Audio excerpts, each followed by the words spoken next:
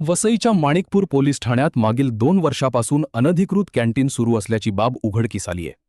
कुठलाही परवानगी न घेता पोलिसांचीच जागा हडप करून हे कॅन्टीन सुरू करण्यात आले आहे। 2 वर्षापूर्वी सार्वजनिक बांधकाम खात्यामार्फत वसईच्या अंबाडी रोड माणिकपूर पोलीस ठाण्याची नवीन इमारत उभारण्यात आली होती।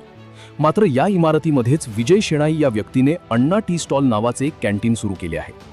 सरकारी इमारत असताना कुठलीही निविदा प्रक्रिया न राबवता हे कॅन्टीन सुरू करण्यात आले आहे। पोलीस अधिकाऱ्यांच्या आशीर्वादाने हे बेकायदेशीर कॅन्टीन सुरू असल्याचा आरोप पालघर जिल्हा ह्युमन राईट्स संरक्षण संस्थेचे अध्यक्ष महेश गोसावी यांनी केला आहे। त्यांच्यासाठी जी जागा बसायला उठेल जागा आहे, तक्रारदारांसाठी जागा आहे, ती त्याला का दिली तुम्ही? लोकांनी कुठे बसायचं? पोलीस कर्मचाऱ्यांनी कुठे बसायचं? असं भारत शासनाला जात नाही। आज स्वतः माणिकपूर पोलीस आहे, स्वतः भाडे घेतो त्याचं शासनाचा आणि याचा काही संबंध नाहीये। माणिकपूर पोलिसांनी या बेकायदेशीर कॅन्टीनला खोटे ना हरकत प्रमाणपत्र दिल्याचे माहिती अधिकारात उघड झाले आहे। त्यामुळे महावितरणाने कॅन्टीनचा वीज पुरवठा खंडित केला आहे। या बेकायदेशीर कॅन्टीनवर कारवाई न झाल्यास येत्या 15 ऑगस्ट पासून आमरण उपोषण करण्याचा इशारा गोसावी यांनी दिला आहे।